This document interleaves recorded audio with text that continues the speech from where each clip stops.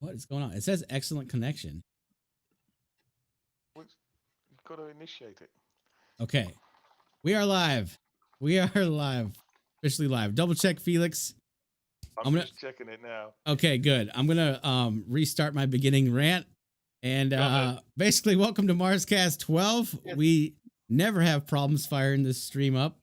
And There you go. and today, thankfully, we do have Kyle and Erik in the house. We're gonna talk about Million on Mars topics. And one of the things we wanted to talk about early was something for a new person. And the question is, if you're new, which settlement should you join, and how do you go about doing that? So, I think Felix can take this one away. Yeah. Certainly for me, I think you've got to start off with, are you playing with mates? Right. And being in the same settlement, I think, and being a collaborative type approach to settlements, and every single one seems to have its different desires as to what it wants to achieve. Some are just settlement owners running it and trying to make a little bit of profit out of it. Some are trying to build a community awareness and try and establish themselves from a different point of view. So for me, it's that community spirit, I think, is your primary aim. Mm-hmm. And then I think much more on a sort of tactical aim is, what can you get buildings for? How much are they? What sort of buildings do you have access to?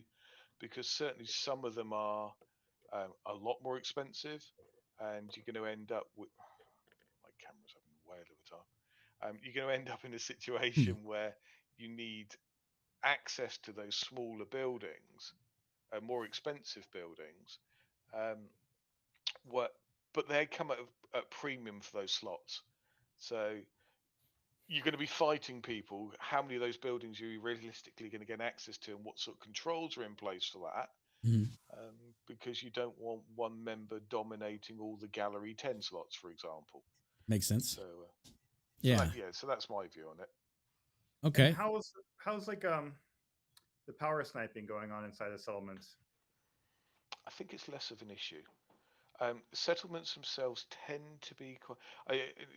I do it from a smaller settlement perspective, because everybody's clubbing together, and there's lots of gentlemen's agreements that power sniping just doesn't happen. And actually, our rules outside of it within the Madness on Mars settlement is, you power snipe, you're going to get sin binned for a bit. Mm-hmm. And certainly the roles help with that, because we have the power to sin bin people if we want to.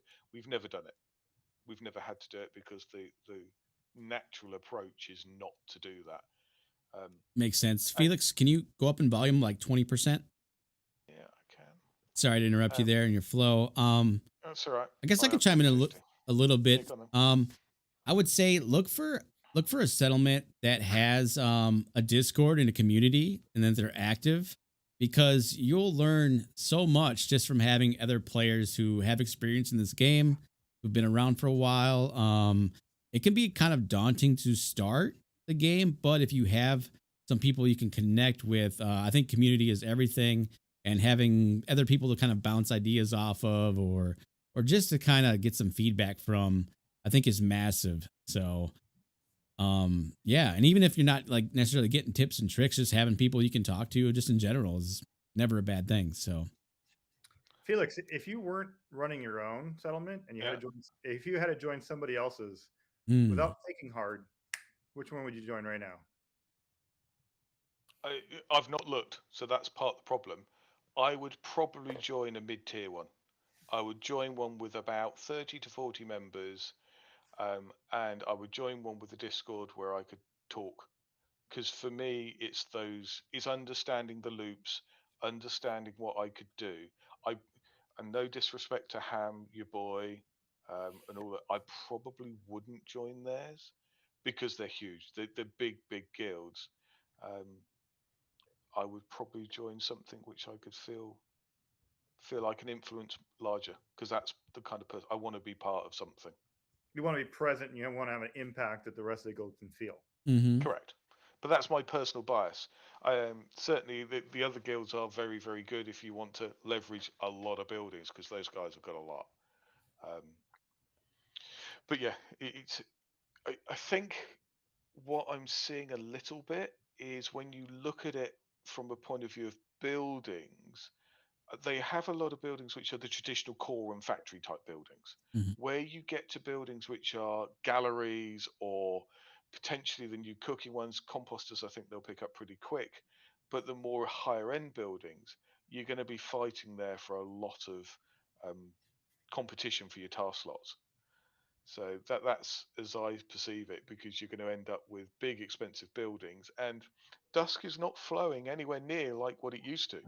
Affording new buildings in these big settlements is a problem because you can't just go and add 10 more composters because they're 5k a pop, and generating 5k is not an easy task for anybody, even if you've got hundreds of rovers like your boy. It's and we'll talk about the dynamic treasury in a bit, but certainly when you limit the dusk income and the shard prices are through the floor, it's not a simple task for anyone to generate a lot of dusk. Well, I have to admit that kind of makes me feel better. Yeah, the loops have changed. Um, the dynamic treasury is a good thing, and we will come onto that in a bit. But Oh yeah. when you're analyzing things to how do I create some profit from what used to be, do you know what, I'll just fire up my library and I'll print out loads. Library is one of the good ones still. Or I'll just run hundreds of rovers.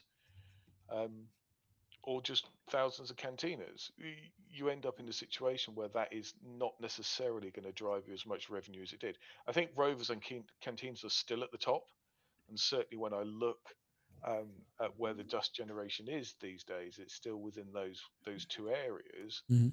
Um, tea shops obviously were good, but have now been hampered significantly.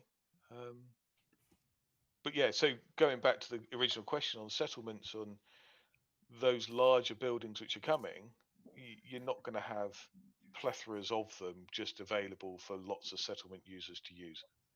They will come at a premium. How about you, Savage? Who would you join right now if you weren't involved in your own stuff? Honestly, I'd probably join Grilled Cheeses because he does have that Friday stream, and then to be a part of that community would be pretty cool. And I know he's got an up and running Discord. They have a movie night, which I think happens like kind of around this time or something. So they kind of watch movies together or on Discord or something. I don't really know, but I think that would be a nice community, especially since he's accessible, not just on Discord but through Twitch and his video stuff. So, and he takes a lot of questions and usually gives the answers, depending on what it is, but for the most part he's real knowledgeable and easy to access. Yeah. Mhm. Kyle, who would you go for? Come on, an insider. What would you do? So my stance on the settlements, why you want to join it. I think the first thing, like Felix said, you got to understand what kind of player you are. When you first enter any like big MMO game, and any good like MMO game, you have different play style, you have different tasks, you have different ideas what you want to do, right? So when you join a settlement, like Felix said, if you got a couple of mates, it'd be cool if you guys just started your own settlements and you tried, and it was just five, six of your guys, right? Or if you're just by yourself and you're just trying to find, hey, what is the cheapest building I could rent, and you'd find the settlement for that. But I'm a big fan of like having like a team uniting me and stuff like that. So I'd probably join your boys settlement just because of the name. It's a name I could back upon. I do That's like the for me. name. I need a good rallying cry. I need a good name. I need Mhm. to feel good about my group. That's what I was going for. Like I said too, like the whole having your Discord groups and having to the ability to ask questions that people are going to get answered. Like that is truly one of the biggest resources you need. And I love our game a lot, but it can be confusing. It can be complex, especially for new players. And if you've been playing for a while, you're gonna have the answers just straight up like that, faster than whatever the player guide or YouTube could get to you. So those are Mhm. all valuable things. So my point is just saying, find out what type of play style you're looking for, and then based on that, either make a settlement or find the settlement matching the play style you want. That makes Okay. sense. What about you, Eric? Or you gotta be Switzerland in this? I'm kind of stubborn. I have started a settlement, but I haven't rented anything out to anybody. So I'm kind of Mhm. like one of these curmudgeon guys who's got a castle up on the north that just hangs out by himself. But if I had to join a settlement, I probably would join Felix's, honestly, because I like Mhm. his his non-extractive, not really ROI, but it's more about the myth, the lore, and can we achieve big complicated things together. More of a classic MMO type of settlement. So that would appeal to me. Oh, thank Yeah, you. that's cool. That, I, and that is the aim. It's to build something which everyone can enjoy. mhm. It's not necessarily about all the revenues which you could pull out of it. It's more about, well, how do we build ourselves a base for the future which everyone can maximise a little bit from? Yeah. And aerospace is a classic thing. That's our big focus at the moment. How do you gear up for that? Because it's not going to be cheap. Not everyone can do it. But actually, let's try and broaden it so everyone can do it. Yeah. Mhm. So, Yeah. yeah. And some stuff's just meant to be gathered like over time. As much as people think I'm a whale, I still don't have a habitat. And that habitats are what, going on 4 or 5 months old or Yeah. something like that? Yeah. And it's like, I'll get You're it a whale. eventually. I'll get, You're a no, I whale. am not. You are. You just bought something. I don't know if I can. But Yeah, you can. okay. So he got 2 more founders coins. I did. Awesome. That is Treated amazing. myself. It made me happy, Congrats, honestly. Because it's like Yeah. you're still willing to support the game, and that just showed me Yeah. like, man, maybe I do need to get a couple of those myself. You know what I mean? So it was interesting. I was having a really nice chat with Jordan actually today, Mhm. and Jordan's can be pretty vociferous when things aren't going right. So she is a good counterbalance to my positivity. Mhm. And it's we were talking about the team has had many opportunities to exit what throughout this lifetime, and you can look at it and pick some key points. I mean, maybe when skills came in for power cells, there was a little bit of negativity around then, or mining skills being put in. And when you compare it to a lot of other sort of games in this environment, the teams have exited. This team hasn't. It's ridden the course. It's developing more. It's showing its strength, and you can Mhm. look at it and go, "Am I getting my returns now?" Yes, no. You can be on either side of that argument. But the reality is, do I believe that the game will still be here next year? And my answer is yes. So I'm Yeah. willing to invest more because that is my answer. And it's nothing to really to do with the game itself. I do enjoy it, and it's something I want to be part of.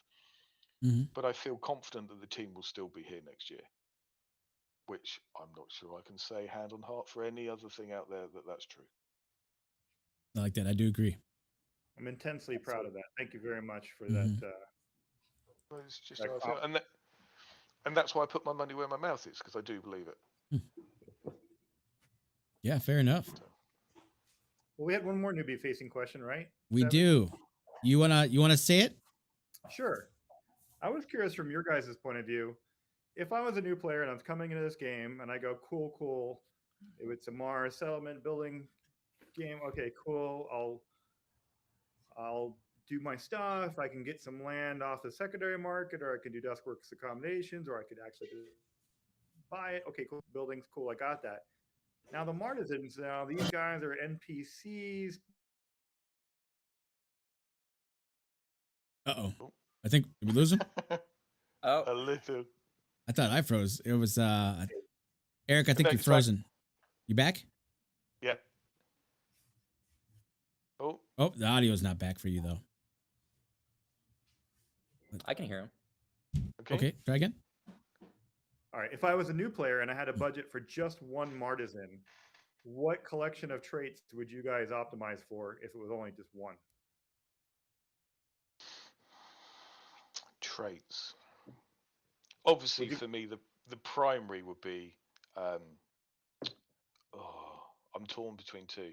Either the bankroll or um, stamina. Stamina obviously will be hugely useful going on later, but that glitter I think will just, and it is me just super guessing, will be useful going forward later and may well just give me that bump start because if I've only got limited budget, I may actually want an extra supply of glitter coming in. And if it's a Mhm. new one, I get the dust too. But if I'm talking from a point of view of gameplay, obviously the stamina, uh, and then secondary to that, I'll be looking at the level of the skill. Not necessarily the skill itself, the level of it. And that would probably shape a lot of my loop. Okay. Okay. I think for me, I mean, your answer was great. I probably would go with the Constitution. I'm like really set on that. So I don't know if I would deviate from that. If I could only pick one, then I'd probably want to get just the best Constitution I could afford. You know what I mean? If I was limited to one and didn't have any, yeah, I'd probably just I don't know. So you wouldn't like be shopping around and see if like an electrical 50 came on sale for a dirt cheap price and grab that? Maybe. I mean, I'm a sucker for a good deal, for sure. You know, it just depends. Like I'm kind of thinking about getting an aerospace one just because I know that would be a future good one. So if there's one that's cheap that comes available, I might have to snag that. But there's probably none available. I don't know. Electrical 50, I wouldn't go anywhere near. Mm-hmm. Mainly because it's actually relatively easy to do. Mining 50, I would be tempted with that. Aerospace or cooking 50 or above. I mean, by 50, I'm saying if you hit me with an artisan anything, I'll have it. But electrical, probably not. Life science, probably not. Okay. But yeah, though mining's incredibly hard to level. Chemistry could be hard. I've not done it in a long, long time. But it comes down to the difficulty to level it. And yeah, mining for me has just been an absolute bane. Gotcha. What about you guys? I personally would, right now, based on what I know, I'd go try to find an aerospace 25 or 50. Oh, I knew it. Insider There's knowledge. leaks. Okay. I'm hampered. I cannot look at it right now on the podcast. So, oh man, Start shopping. Yeah. I'll be right back, guys. Oh man, I like how Felix broke it down. Like mining being hard to level, that's good. That's good. Life science and electrical being relatively easy to level, maybe pass those by. Maybe it's just I get a lot of satisfaction about training my Marsens up on electrical and having them do that for me. That's a very satisfying sub game for me. Yeah, I like that a lot. Yeah. I think Felix's answer was honestly the best one. I think the leveling up your Martisans and stuff like that. I like the leveling up aspect of, if any MMO game, leveling up was really cool for me. I actually truly care what they look like. I'm a sucker for visual aid. And if they look really stupid or they got some like weird combinations, I just don't like it. I just can't work with it. I don't want to like spend stamina on it. I look at it differently, That might be a little bit mean, but yeah, but I also agree. Like the mining 50, those are some good Martisans to get. I would look for ones that are hard. That makes sense. I was just trying to see if I What's can that? pull up. I was just trying to see if I can pull up the guild Martisans because Carl's gonna have a field day. I don't know. You've got a lot. What do we have? We have like 21 in the guild. In the guild, we got 6. 6? Okay. It's you that has a lot. Then it's yeah. That was the other thing you did. That's right. Yeah, I've been back. I'll leave that to you to tell him. Yeah, I'm up to 31 Martisans. I mean, Kyle, would you take this? I'm glad it's yours. I'm glad it's yours. So when Very happy for you. We ended up with these two. Oh yeah, she's kind of like a rocking grandma kind of vibes, She's pretty cool. How about that one? I don't know about that. Nah. I mean, that was right. Come on. I mean, I'm not sure what's going on with the green vine here, but this was one of the first we opened, and we went, "What the hell's going on?" Yeah, that one's a questionable facial expression. Yeah. So, yeah. Anyway. Yeah, we got some unique ones. Yeah, we did. All right. So, dynamic treasury. I know this is something that's very new, and I think Eric is probably the one who could explain it the best. Yeah. So, Eric, can you just set the scene a little bit for me, just so that I can understand why, how, where it came about, and all that sort of thing? I'm happy to dig into it. I'm likely to go pretty wonky. So if I go too wonky or too grunchy, you guys pull me out and make it fun again. All right? Yeah. So taking the clock way back, you guys should know this about me. I am not, a crypto OG guy. I'm not into the telegrams and the discords and trying to find out alpha and flip coins and do that kind of stuff. That's not my style. But I have been building, massively multiplayer online games for my whole career. And I feel very strongly about people owning their stuff. I feel very strongly that you should be able to have a currency. You could earn their currency. The currency should have value. I never really had a big problem with gold farmers. I know that's a little sacrilegious a little bit. I have a problem with bots. I have a problem with multi-accounters. Yeah. But in a classic World of Warcraft sense, if you're playing really, really hard and you're just really good and frugal and you collect a bunch of gold and you want to sell to somebody else on eBay, I didn't personally have a problem with that. It was logical to me. It made sense to form this gameplay. So I'm either relatively new to crypto gaming, Web3 gaming, or I'm very old to Web3 gaming if you consider the older MMOs where you had assets and you could sell them back and forth on eBay and things like that, going way, way back to EverQuest and World of Warcraft days. Just a slight aside on that. Yeah. I made my first $20 on eBay by selling EverQuest Platinum. There you go. That was my first $20. Right. Yeah. So that's my argument. That was your first experience in a Web3 decentralized cryptocurrency. Yeah. It just wasn't supported with blockchain, but it was still, you had that at Platinum and you sold it to somebody else. And high friction like we have right now. Yeah. You got to find the person. You got to find them in land. Are you the dude? Okay. Well, all right. Yeah. It was a nightmare actually, because trying to close the loop on, right, so you've bought it, you've paid cash, right? I don't want you to go back and claw it all back from me from eBay. This was early days eBay. That's right. It was horrible. Yeah. So now that's really what we're solving with Web3 gaming, and we're doing it now with better tools, better technologies, blockchain, more confidence, and we still have a ways to go. A lot of friction. Wallets are hard. Phishing attacks are still out there. So we're still very early days in this business, but not as early as I like. Is not as early as like a lot of people like to talk about breathlessly. I think there's about 2 decades of build behind this, of building these worlds, and these worlds matter economically. All right, so that's one thing. 2, play to earn. That term, 21. Everybody's, play to earn. Oh, it's great. With one person playing this game, they can support an entire village. It's great. Yeah.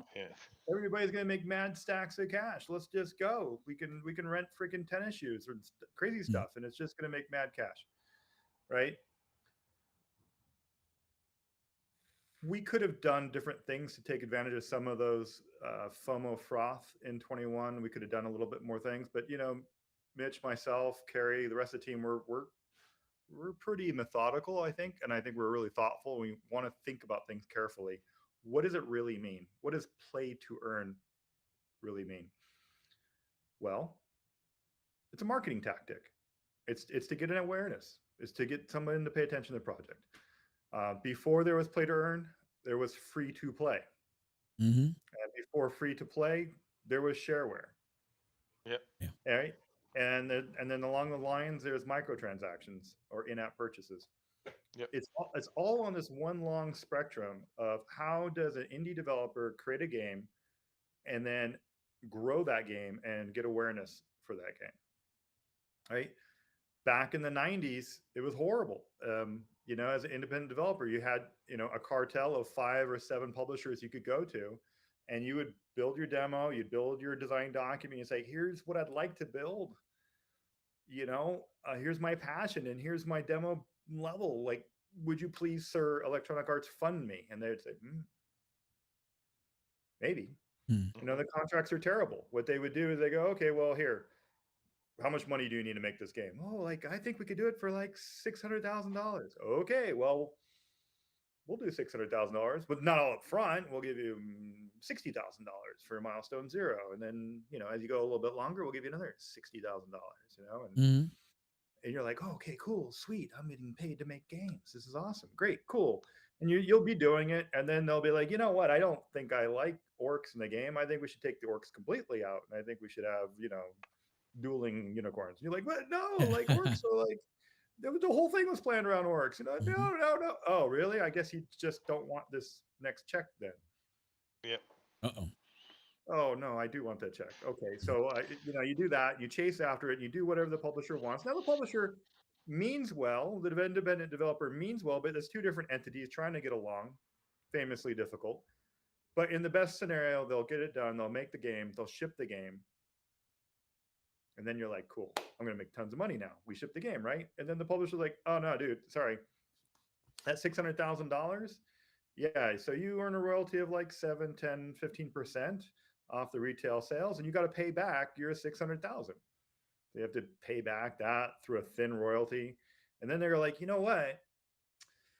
We also have to deduct our marketing expenses from there. We have to deduct these other things and other things. Mhm. And when you get done, the goal, a publisher measures themselves on how little of a check they send out to the developer, right? Wow. Yeah. It's a really tough business. And I did that a long time ago. And I moved myself to South Korea to go build GoPet so I can do direct to consumer. Again, I'm going long-winded, so you can tell me to hurry up. But what's great about casual games, free-to-play games, in-app purchase games, and play-to-earn games, these are all tools to open it up so independent developers can get their projects out there and sell directly to the consumers and grow. It's great, wonderful innovations.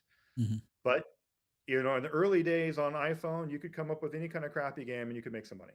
But nowadays, there's some amazing games on iOS, lots and lots of them, thousands of them. There's just lots of great games.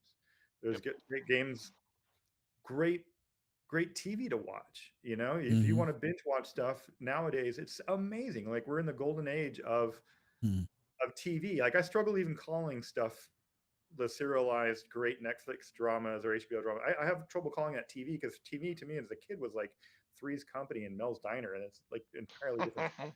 So, I remember watching the Fonz. So Yeah, right.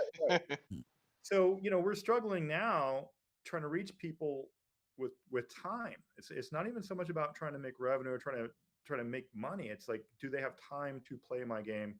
How do I get their awareness? And so free to play is a very, very good marketing tactic, like play to earn, because it's even cheaper than free. I'm going to pay you to play the game, right? That's great. Sounds great. Mhm.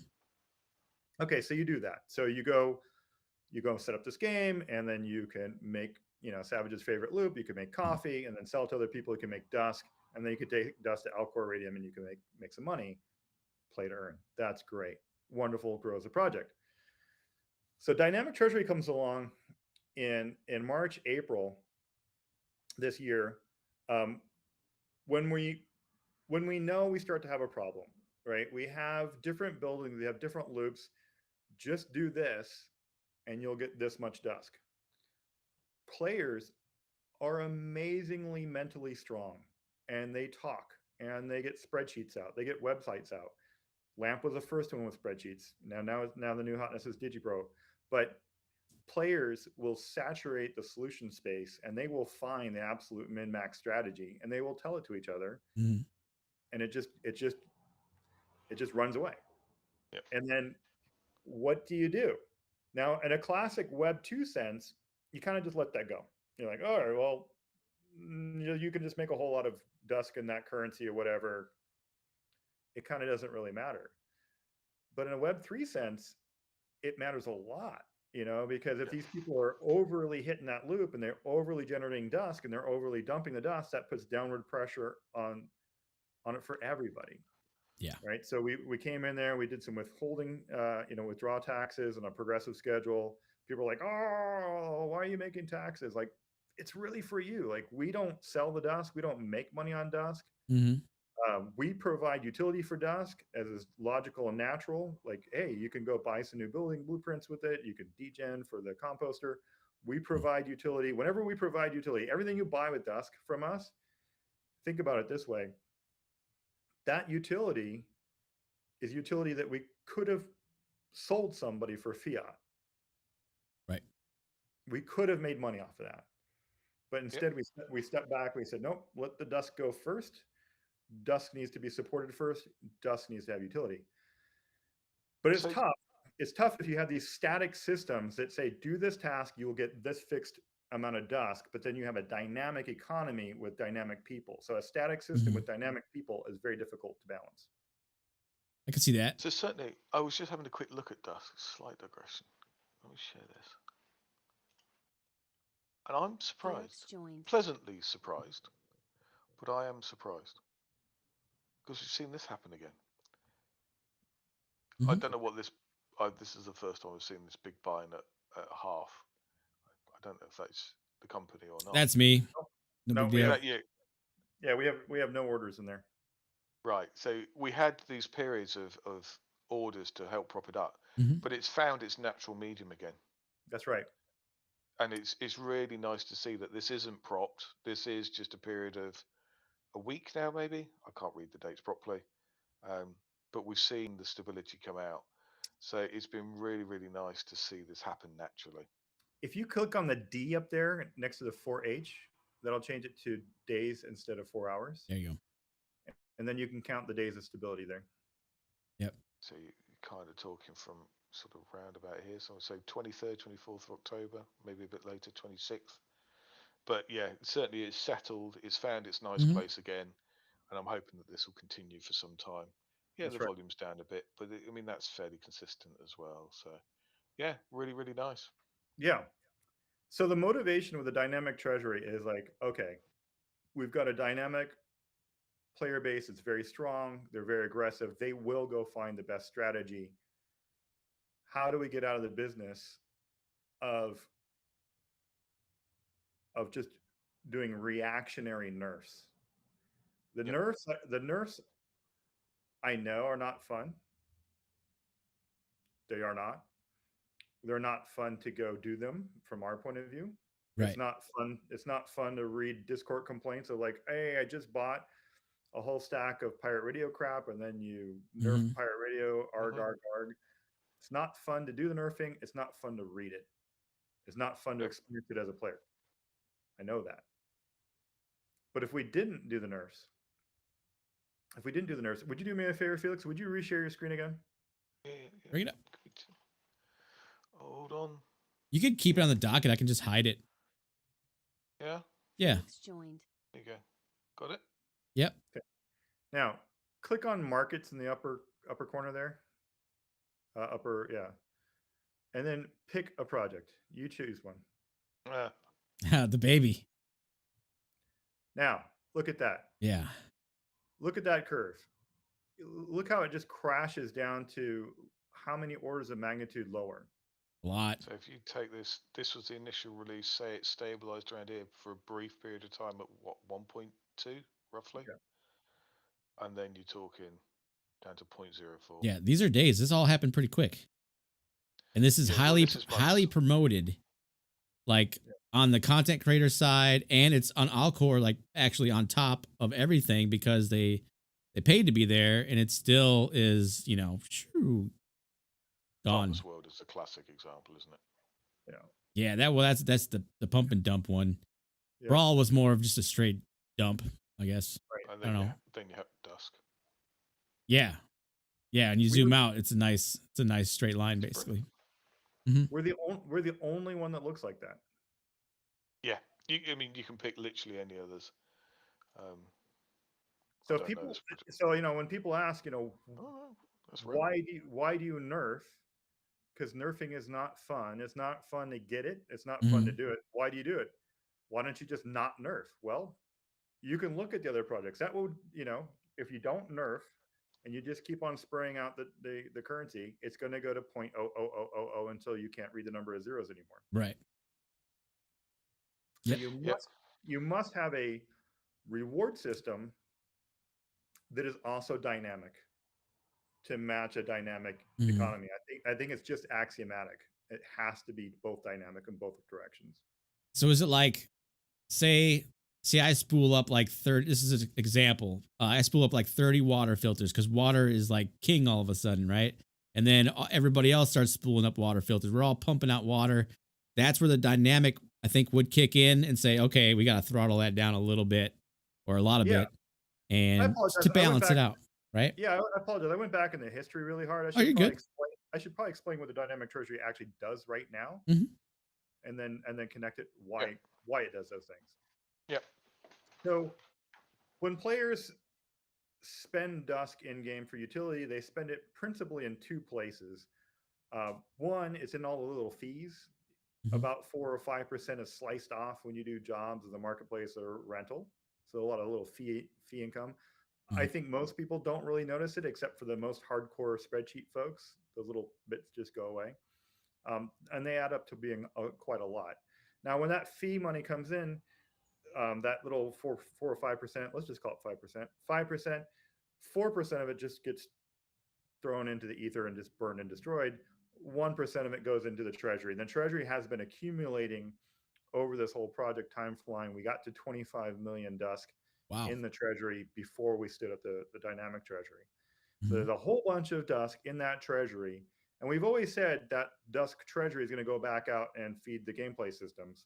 Now, up until dynamic treasury, what we were doing was just inflationarily creating Dusk to give out into the gameplay systems, and then keeping a good record in the ledger for the treasury for the day that dynamic treasury comes along. Now Mhm. dynamic treasury is here. Now it's time to distribute that 25 million Dusk. So how do we do it?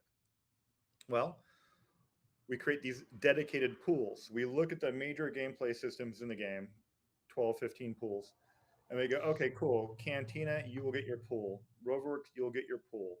Tea shop, you'll get a pool. Happy hour, you get a pool.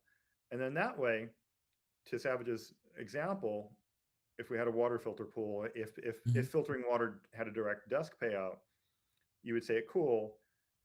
The fees coming in get distributed across these pools pro rata based on the size of that system. Like it would be unfair to just do an even amount of Dusk across all these systems. Mhm. Uh, some systems are bigger than other systems. So what we did is we took a look at their 2 week earning potential, two-week payout, and we called that normal.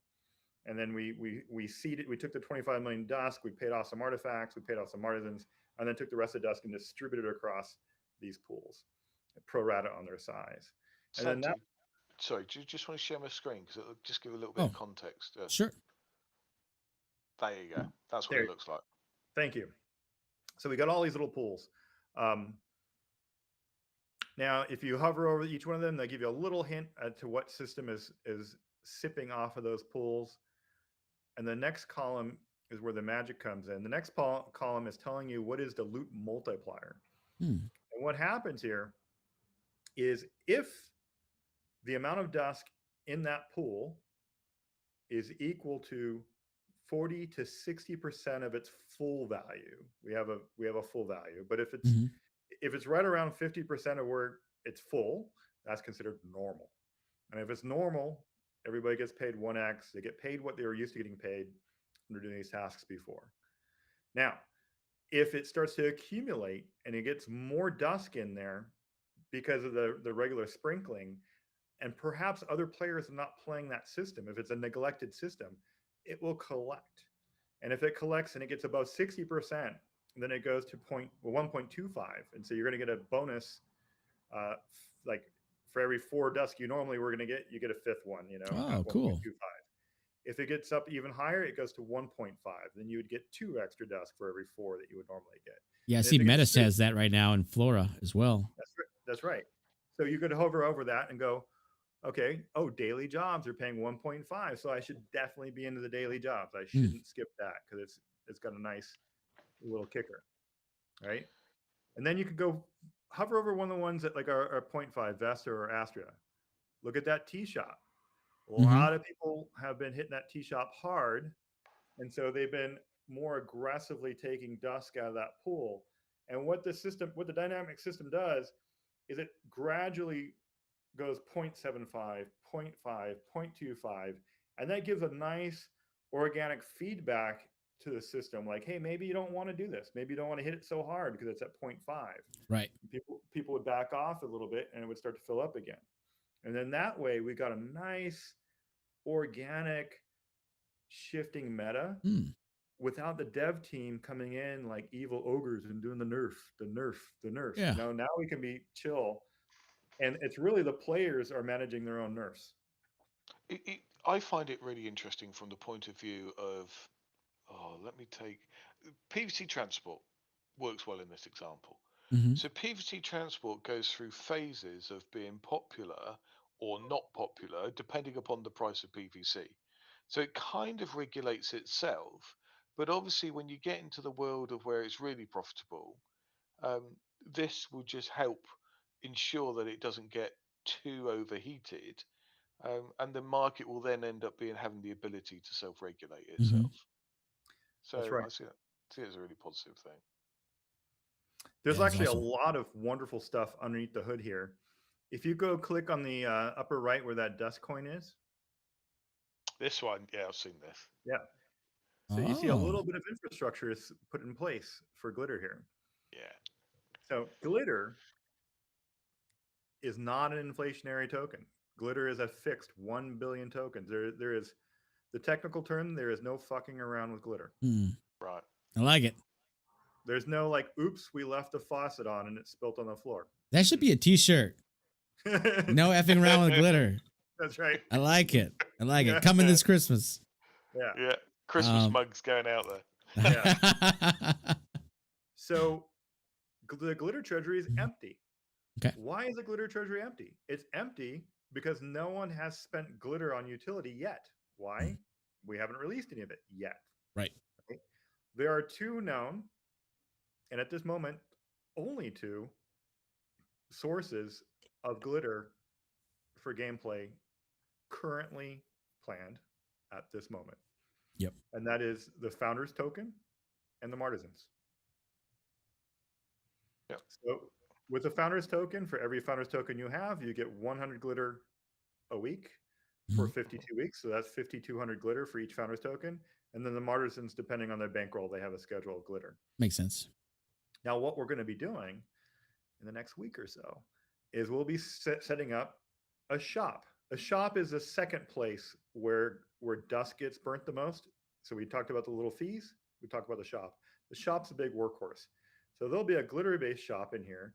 We're going to buy some stuff in glitter, and we're going to put some new stuff in here that you haven't seen before that you can only get with glitter, right? Because that's just a straightforward, obvious way to give glitter some really good, lusty utility is to say, Savage, this is the only way you can buy the new hotness is you got to put some glitter in here. Makes sense. Right? Are we going to see? This is one which I don't know if I should ask this, but I will. Minting tokens being phased out, or are we going to see minting tokens bought with glitter? It's going to be more the second. We're going to do glitter 2 minting tokens, and then we will regulate the supply of minting tokens from any other system. Like if we want, and I'm really happy to be pretty open about this. If we want to strengthen the price of glitter, we shut off minting tokens from Wax or Solana or any other source. Okay. So in that sense, glitter to minting tokens is 1-to-1, right? If we, I'll share a philosophy. If we see glitter mooning too hard, mooning is not great, because if it moons too hard, then you get these fragile peaks and it crashes back down. So we're going to be managing glitter for the long term. We're not spraying it out inflationary. We're not going to let it go moon and drop. We're going to be very intentional. Okay. We're going to be really clean about it.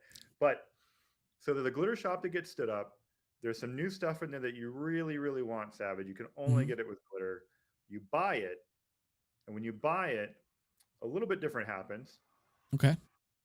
80% will go to us, the team. We'll hold on to that. But 20% of it will go to here, to this glitter treasury. Oh, okay. And so new gameplay systems, like maybe you jump in your hopper and you fly away on an away mission and you do something cool and you get into a contested territory with other players. There, when you earn glitter, you're going to be earning it out of these dynamic pools, a glitter pool, right? And so that glitter is just going to be managed so much more carefully, so much more tight and clean, and you guys will all know where it's all at. So do you think you'll end up with glitter pools similar to these? You'll end up one with hoppers and one with asteroid mining and various different mechanics within the game. You'll end up with these different pools, but for glitter. Correct. Okay. Probably not the same plurality as you're seeing here with Dusk, but there would definitely be different ones for different sub glitter games. There's a couple of questions in the chat. I'll read them, and then you don't have. I mean, just you can say something or not. It depends on, they're not too hard of questions though. So I got I've seen the hi you one. Hi you. Are you happy with the groupings? Galleries It's this being one. lumped with daily eating seems kind of odd. Also, have you considered softer curves?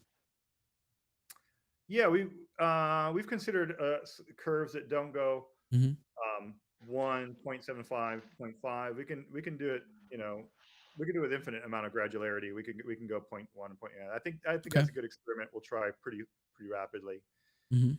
And we're happy enough to take one system out and pop it into another group. That's another thing that we can try over time. Yeah.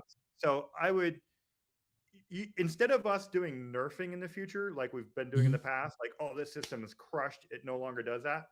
That's not what's going to happen. What you'll see from the development team is, oh, we've decided to move, the gallery into its own pool. I like it. Yeah, I mean that would certainly make sense for Dimorphos because it's got PVC transport, it's got carbon transport, Mhm. it's got happy hour, it's got some other eat task, and then the gallery. Yep. So there's been a lot of talk about. Actually, I'm not sure this sits quite right, but yeah, I mean, I imagine that's just a fairly simple exercise to split it. My question, which I had around this, is I'm assuming that we will get to the point of automatic top ups. Yes. Because I see it at the moment is it's there, we're using it, but Mhm. half of the flow is actually these aren't going up at the moment because these are manual payouts. Whereas certainly when we've got the full automation happening, I think you'll see some of this shift a bit more. So things like the Polar Workshop has had minimal input because nobody uses it. So it doesn't generate anything because stems haven't been profitable for an eternity. The only way that that's ever going to become profitable is when this multiplier is heavier. That's right. But that needs the automatic input to do that. Yes, right. So I want to first give a huge shout out to, as you guys know him, Lamp. Mhm. His regular name is Michael. This was my feature, my spec that I wrote a long time ago, back in April. But he was a solo software engineer and he built the entire thing. Wow. Super nuts. Wow. And Cool. he did it really, really well. He did it under the hood really cleanly. Not only do you see the dust here and you see the setup for glitter, Mhm. he took it to another level that I didn't even see. And he supports arbitrary currencies in a pool where it can be any item. So if you think back to our July event where we had the Liberty teas and we sprayed out too many vibes, if you remember that, that's a classic case where we built the July event. We're like, cool, we have it. Mitch looked at the balance. I looked at the balance. We're like, oh, that makes sense. But the team was also very tired. The team had just finished doing a forced march on the Martisans. We just finished doing Fractal. We just finished going to Solana. We were really tired as a team. And we were really looking forward to having 1 week off around the July 4th holiday. Mhm. And we took that week off. We were like, Good. and then we came back and we're like, oh my God, look at all these freaking. Hey, that was the best day ever. I was okay. Look, I can finally afford them. All right. No.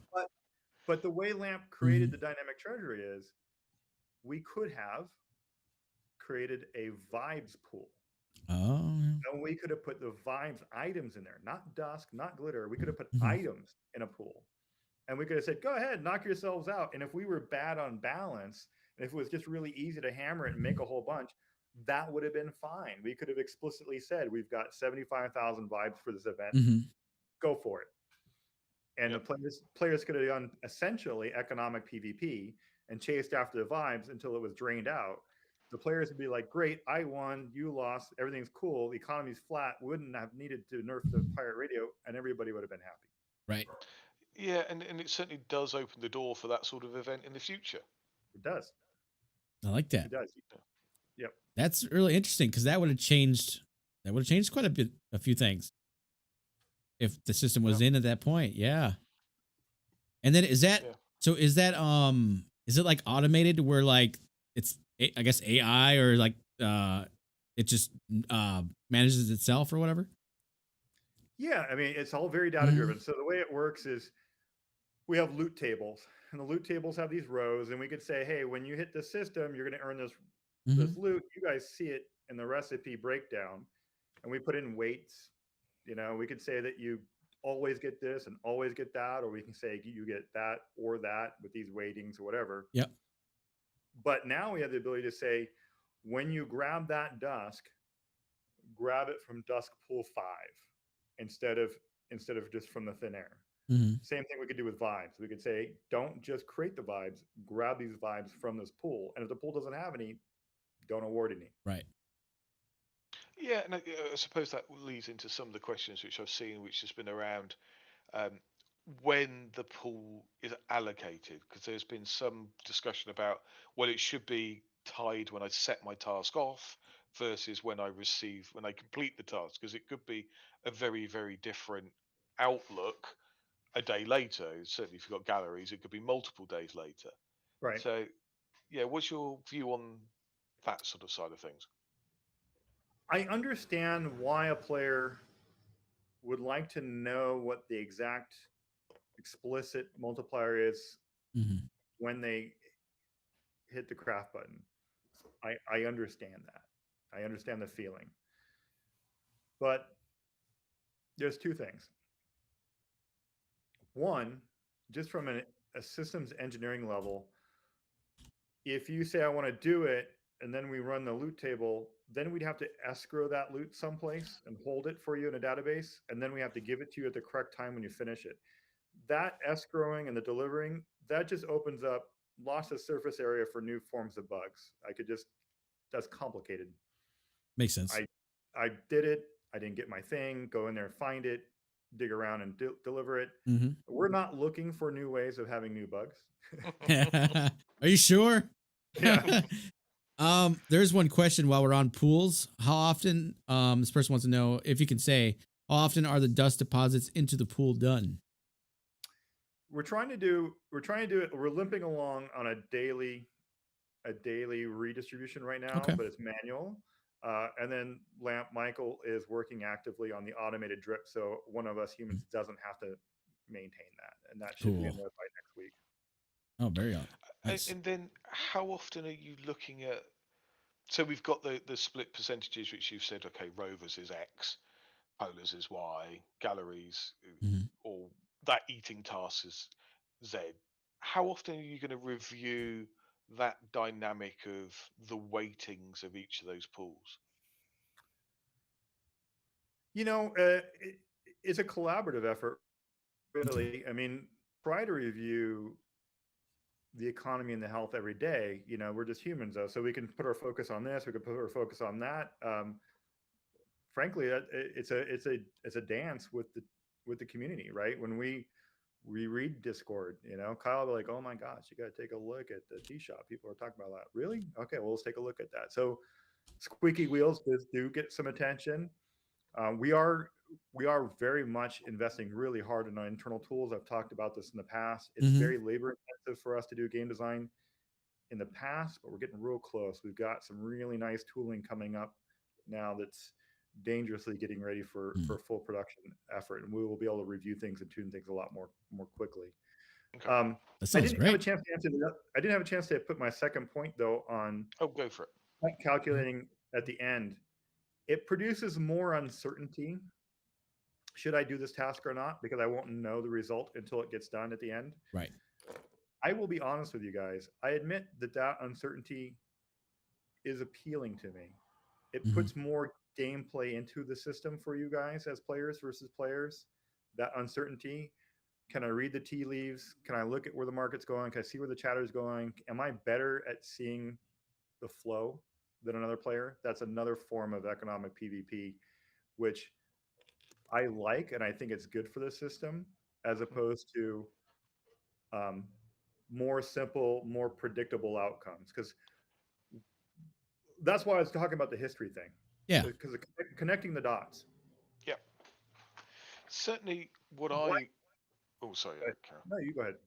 So certainly, what I would like to see, and I don't know how relevant it's going to be, is we see the metas at the moment, and basically, if you're not in rovers and containers, you're going to struggle with those dust task generations because the other ones are massively overfarmed and the pools are relatively small for them.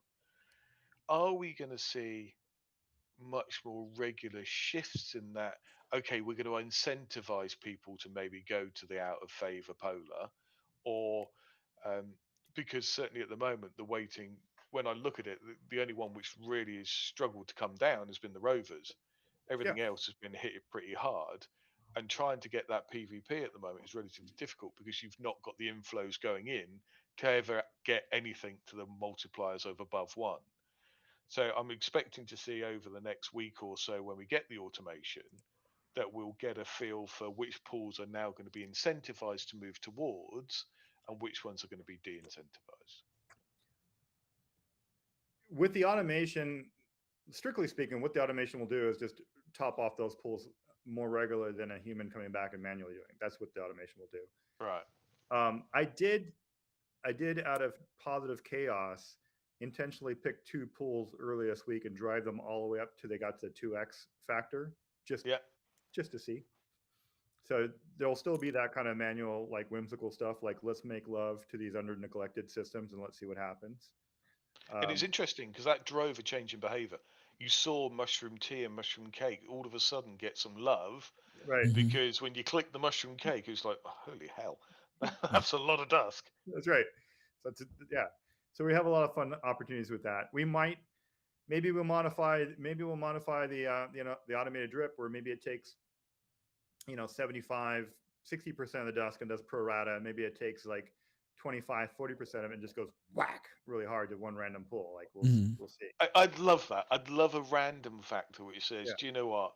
It's Thursday and all of a sudden we've dumped a whole load into, I don't know, happy hour, or Right. dumped a whole load into polars, or I keep Mhm. picking polars because nobody's ever doing them. But yeah, it'll be interesting to get that a spike driven somewhere else, which is unpredictable and gives people to go something to go fight for, because you get a Right. 2% on any of them, and that's big stuff. That's Yeah. right. That I think I could be wrong. I think like say where it's at right now, like things shouldn't.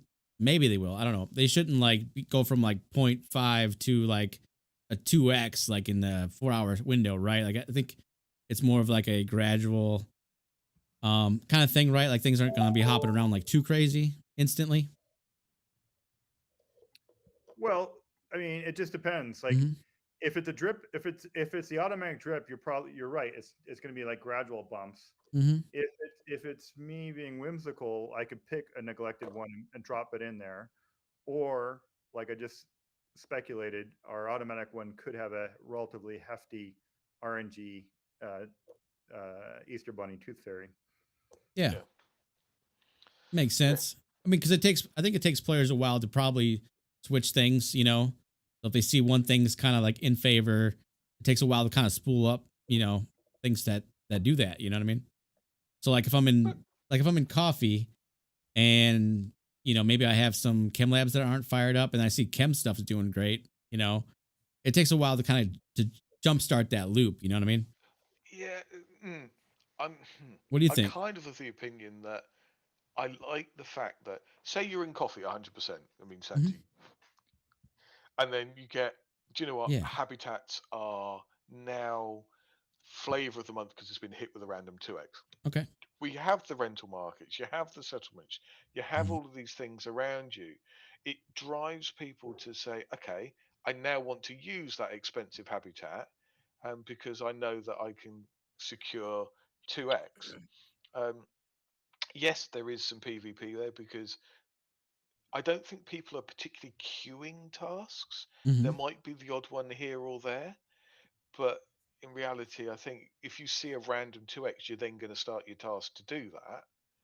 So you do end up in a big PvP battle, really, to cool down the 2x, and you just use your rentals, I see even what if you yeah. don't have your own environment to do it. Okay. Okay, I can see that. Let's see. That would be my view of it. But yeah. Here's a I asked for a question for Kyle in the chat, and Moorcox said, Ask him how much he likes bananas. Do you like bananas, Kyle? Oh man, Is this I an love inside joke? bananas. You do? For a short off game topic, Halloween was coming up. I Mhm. just turned 21. As Congrats. you're Happy 21, birthday. Yeah, happy birthday. thank you. You think of what kind of Halloween costume would everybody would love. So I just went for just a generic banana, and I Hmm. went to Whole Foods, your average grocery store, and I was just messing around. I had this great moment of like these 12-year-old, 10-year-old kids, like maybe 8 or 7 of them, and it was like a whole gang, and they came up to me and they were harassing me. They were asking me for bananas and all that kind of good stuff. It was more just like, man, I wonder where their parents are and kind of stuff. It's 10 or Right. 12-year-old kids. I can't just punt them. Yeah. Can't just beat them up. Oh, Hey, But Felix, it would was you? fun. Oh, sorry to interrupt. Hmm? Sorry. A You good good? story. Felix, would you open up the Dynamic Treasury page one more time? Yeah. yeah, of course can. Of course can. There you go. And would you Right. hover over Hebe for me? Hey, Yeah. Is that current? Would you refresh your screen? Can indeed. I think it's dynamically updates. I mean, I've been very impressed. It does It seem to should. update for me. So, Hebby was the one who I was. Ah, awesome. 2x now. So, can I'm just going to do something because. you gonna start up your Hebe task now? No. Yeah, right. What's this? Because this Oh, that pains me. Click on them buttons, man. pains you. Yeah. So Too many red there is dots. a reason. There is a reason why these are all red dots. Because you know I said there might be the odd people who queue up tasks. Mm-hmm. Look at There might this. just be the odd polars. So let's have a look. Come on. What are you doing? Yeah. 2K. I've got 31 of them queued. Jesus Christ. Ah, brilliant. You were ready. You were ready for Of this. course I was ready. Oh, look at that. 5K. Oh, man. He's gamified the system. What did you say? It's hard to get 5K a dusk? I Yeah, I did. did. He sure did. Yeah. I'll take that. To Thank be you very much. to be fair, if anyone doesn't know, the stems is like wild. When I first joined, he was really into stems, and Wow. he liked that the randomness of it, like either boom or bust. But man, you just hit pretty big. Yeah, well, that's all going to go into guild funds. I'm going to buy some stupid stuff now. That's what we do. Maybe we should do a giveaway with it. Oh, yeah, it's up to you, boss. There you go. Yeah. So people listening to MarsCast just got some hardcore alpha because Hebe is at 2x right now. Nice. That is sweet. And that's a big amount as well. Mm-hmm. So certainly when you compare it into a lot of them, if I go to the 3 days, I watch the Treasury quite a lot because now it's one of my major game shifting environments. You look at the drips into the various pools, even what's that? Cantina, footage gate, that is a big amount. You know, So yeah. I like the detail. I like how the info's there. Like you're not really hiding anything. You know what I mean? Because you didn't have to have all this information there, but you do. Yeah. I think that's great. I think it's great, and it goes back to me. What is the team trying to do? And it is not about stealth. Right. I don't see hidden aspects to the game at all. Mhm. Where the data is easily providable in a consumable form, absolutely do you see it. And I can talk about plenty of other games, but take stems, for example. There is the ability to show your detailed loop, to see your percentages, to work out what you're going to get. And this, again, is a nice touch where I like it tells you the pool. The amount of games and things which I've seen which says, do you know what? I'll tell you, in fact, a really good example of this. So we have the All About Mushrooms task.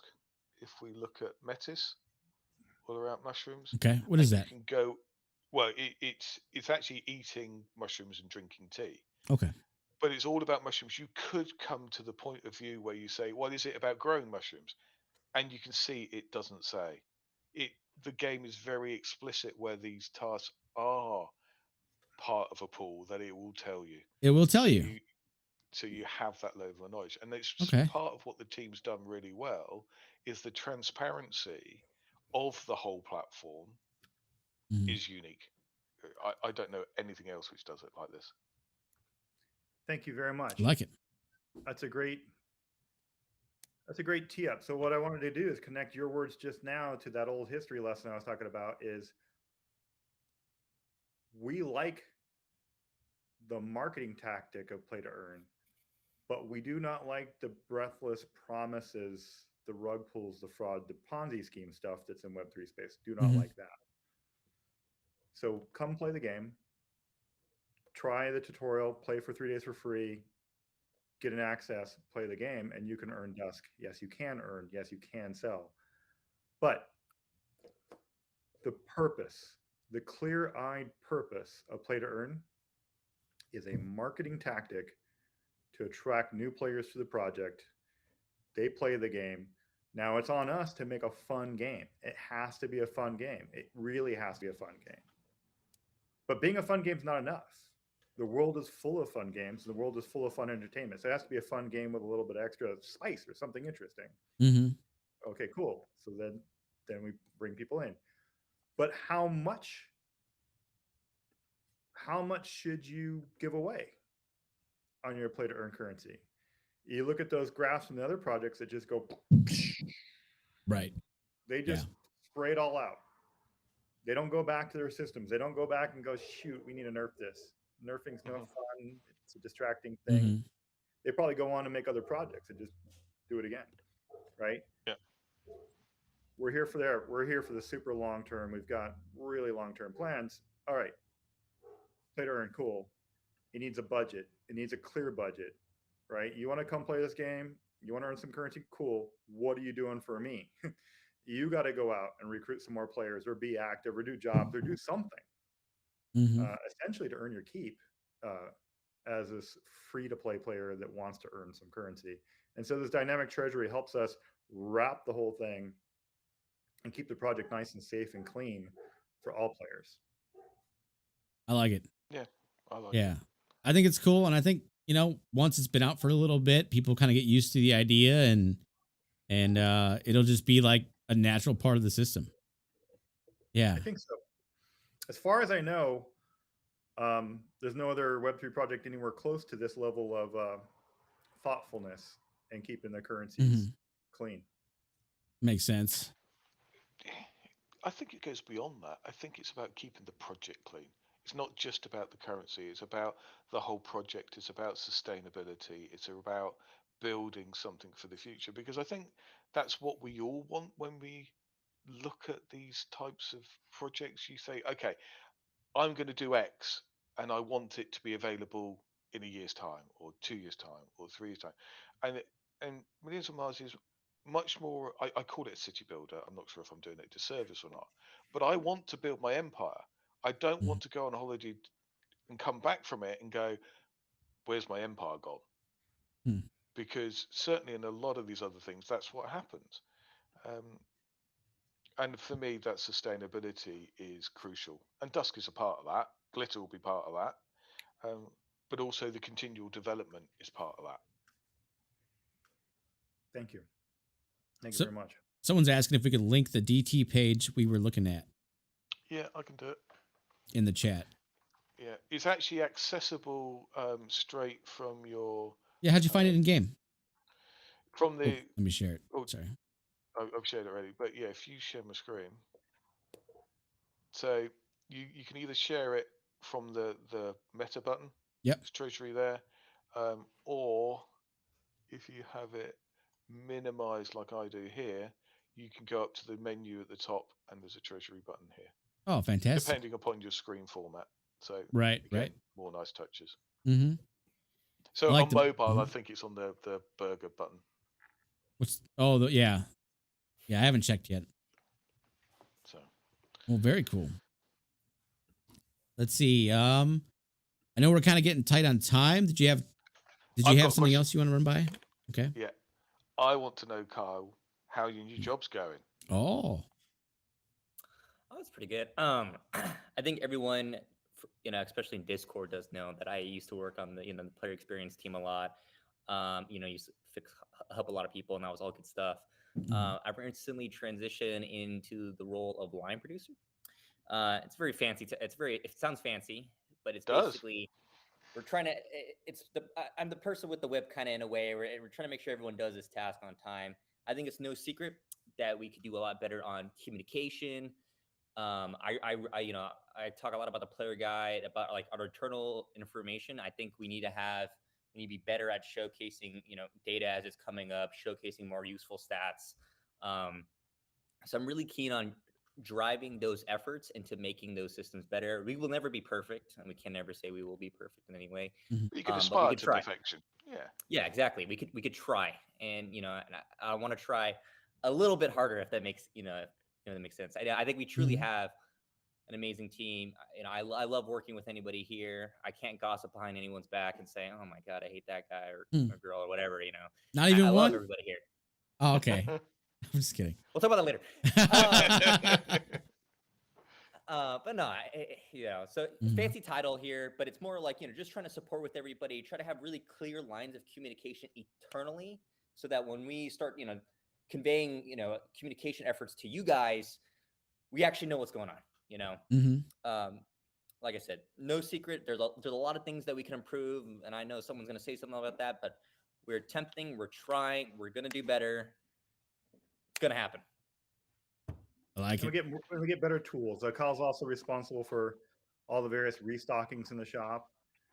That's all done manually. Mhm. That should also get automated. It'd be nice to drip out new quantities at different hours around the clock, so not one time zone screwed versus another time zone. 100%. Yeah. I mean, and certainly that's something which it's a pain which I felt twofold. One is obviously I'm asleep when most of the stuff happens. Um, Two is I don't mind staying awake for it, but then I've got to know when I'm getting up to go and do it to set the alarm to go and fix it. And it kind of bleeds out into a couple of different things. And to be fair, it normally revolves around shop updates. Hmm. Um, Now, whether it's a new release like the Composter, or the Martisans with the new lockboxes, or if it's just a refresh. So frequently, I mean, I've not had a grind and brew for the Surveyor coins for months. I know we're not doing it anymore, but I missed out on like the last 6 because I was asleep every single time. Because you don't get that warning to say it's coming tomorrow at 10. Set your alarms. It's just done. So The shop, without a doubt, is one of those things that I really push for. It needs a lot more tooling. It needs a lot more love. I 100% agree with you. I don't like hearing messages about people with different time zones and stuff like that. I don't want to be a time zone elitist. I don't even know why time zones exist in the first place. They're absolutely stupid. blame the Makes no British. logical. I Yeah, blame the British. I won't say that, but Sorry. and it just sucks. And I know people in Discord have complained about it, and I know it feels like you're not heard or not seen or stuff like that. I promise you, I'm with you guys. It just sucks. And I agree with Mhm. Felix. It sucks when you're waiting for a long, you want to stay up and you wait for this, but then, something happened, there's a bug or stuff like that. We're not trying to make excuses here. No, But no. the shop, I mean, 100%. When we get new tools and stuff like that, oh my god, I feel like I'm even more excited than the players themselves. Nice. We want to do a good job. 100%. yeah, and it's not necessarily about the shop per se. It's a case of right. I've done all my habitat tasks. I've built up a load of resource credits. I want to spend it on the next big thing which comes out, and you miss it, and you've just spent weeks worth of work. Or surveyor coins. I'm stacking them all up. I want to get the next thing, and you miss it, and it's that Mm. sort of thing which, yeah, I mean, fine. I'm in a different time zone. I get it, but it's not always the most pleasant of experiences, It's which not a I good know feeling. you guys understand. Yeah. Yeah, it's 100% not a good feeling. It's not what we're looking for at all. Right. Makes So sense. glad you're doing the role. Mhm. Looking forward to seeing what changes you make. Happy Yeah, birthday. excited. Let's get a happy birthday in thank the chat too, guys. Come on. Thank you. Congrats Thank on you. 21. So Thanks for being sober right now to be here. We appreciate it. I don't know if 21 is the Oh, drinking age where you're Sober. at. Yeah. Yeah. I think. Oh, yeah. So But I'm off to Orlando in December, and I'm going to meet up with Jumpgate in Tampa because it's only around the corner. oh, Um, and the funniest thing is, so my son is at university. He's been drinking for a lot longer than he should have been drinking for. And we're going to fly over to the States. He's like, you're 20. No beer for you. He's a rugby guy. He drinks probably around about 20 or 30 pints a week, and yeah, he's gonna be a month off. He is gonna be in bits. Because it's legal over there, but 18, not here. 18, but wow. frequently done 16 plus. I gotcha. So yeah, it's but like no, legally at 18. Yeah. I mean, if you go to Wisconsin, you'll be fine. But no, I'm kidding. It depends where you go. Depends where you go. Oh, I know it's a long one, and apologies. Did we want to talk a little bit about aerospace, or are we going to save that for next time?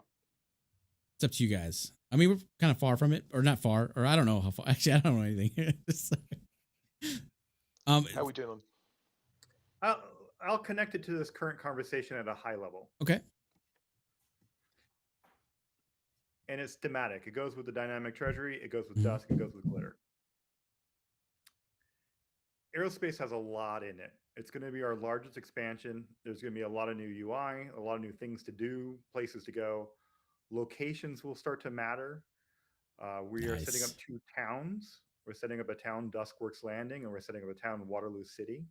Hey, I'm pleased to get those back out there. Yeah. And good. You will go and travel to these towns, and you will do missions and explore and get into shenanigans, and stuff's going to happen. We can also apply this dynamic treasury stuff to certain special missions or chains that are only available in these towns, right? And so we can do fun things. We could do things that are better time zone sensitive, because it could just drip in a small number of things as it makes sense.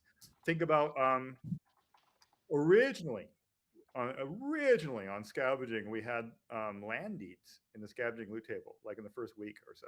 Okay. But we took them out. because there were too many coming out. Gotcha. But now with dynamic treasury, they could come back. We could say we're good with 10 land deeds for this week. We could put it in the little pool and let it go out. Yeah. We could put it in these towns. So this tooling is starting to get there, and we're starting to be able to do a lot more fun stuff. But big, broad picture, guys, what you've been playing so far in a classical MMO sense, you've all been playing like the leveling up game and leveling up. And now we got professions, specialization. That was a key innovation for Mitch. Signet rings for that big, juicy, iconic, I'm at 100, and here's this thing that now uses an input someplace. Specialization's really important. But now we're going to get into the true Elder games. What you guys have been doing so far, not really the Elder games. Those are baby Elder games. Now we're going to get into the real Elder games. In the real Elder games, you're going to be earning dusk, and then you're going to be spending your dusk so that you can go chase glitter. Nice. Right? And so you're going to be doing these player versus player glitter battles. Nice. Okay. Where dusk is just the tooling to get there. I like it. I like it. Now, I can't wait. To be fair, the Composter is in the title, and I think a lot of people are kind of they want to hear something about that. I guess I'll kick it off. Like I'm excited for it. Like it's just another unique building. I'm definitely in the life science field or whatever. And I think it just makes sense because, if it's to be a real thing, eventually one day you'll probably need a Composter or something of sorts to live life on Mars. So I'm pretty pumped about it. I think Kyle might be able to talk more about the Composter than I have, because he worked a little closer with Mitch on it than I have. Putting you on the spot. Anything for us, Kyle? Yeah. Brief summary on it. That degen packs are worth it. All your dusk. This is not financial advice. Yeah. Honestly, I just started started playing around with it. I think it's really cool, and I think it's fantastic, and I can't wait to see more of it. Obviously, I haven't actually placed and used it. I've just spent my dust on Martis and Teaching packs. I can talk about it a little bit more at the higher level. This is part of our vision, though. Like, we have the 4 basic buildings: solar, greenhouse, CAD, and water filter, and to be able to turn them into the next level, next stage of a building. That's something we're excited about.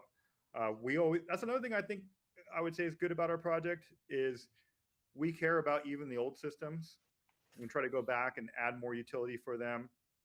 Yeah. There's a little bit too many common blueprints out there. So we're going to be using common blueprints, whole buildings, as resource inputs to craft some of the aerospace buildings. Okay, cool. Nice. Yeah. And we're always going to be driving towards more and more fidelity, where you get a full cooking game, you'll get a full traveling game. Try to go I in like there that. really, really deep. But I'm personally actually just kind of like you guys a little bit. I've been way back from Composter because I've been really deep on aerospace. So I'm looking forward to playing Composter straight as a player. The one thing I like about the Composter is Mitch has kind of changed the building approach. You now generate worms within it. So it is a bit of a shift of what we've seen on other buildings. I've only got one task because I can only ever hit commons at the moment. But yeah, it's that ability to Hmm. um, have different storages, the soil storage, the worm storage, and which is a bit of a twist. So I'm liking the fact that we're still innovating with how these buildings actually work and operate. They're not just cookie cutters with the same old tasks in them. We're seeing different ways that the buildings actually operate. That's cool. That is cool. I do like how you can still make soil currently in the CAD. So like you're transitioning into the new building and not just like CAD's cut off or whatever. You know what I mean? Yeah. I think that was a nice touch versus just like, okay, that's off. Now this is on. And then we're just That would like be too painful. tight on soil. Yeah. So I think that was done very well. Yeah. Kudos on that. Good. Think that's about it for MarsCast 12. Any I think so. Yeah, everyone's good. Any final thoughts, or are you guys good? It's been a Having fun being pleasure. here. Yeah, it's been Awesome. a pleasure. Thank you guys for coming on, Mhm. sharing your time with us. But yeah, been really Yeah, useful. Thank you very appreciate much. it. I really appreciate what you guys do. Hey, no problem. Thanks again. So you guys have a great night. All right, cheers. Okay. You too. See you later. Cheers. Bye. Bye.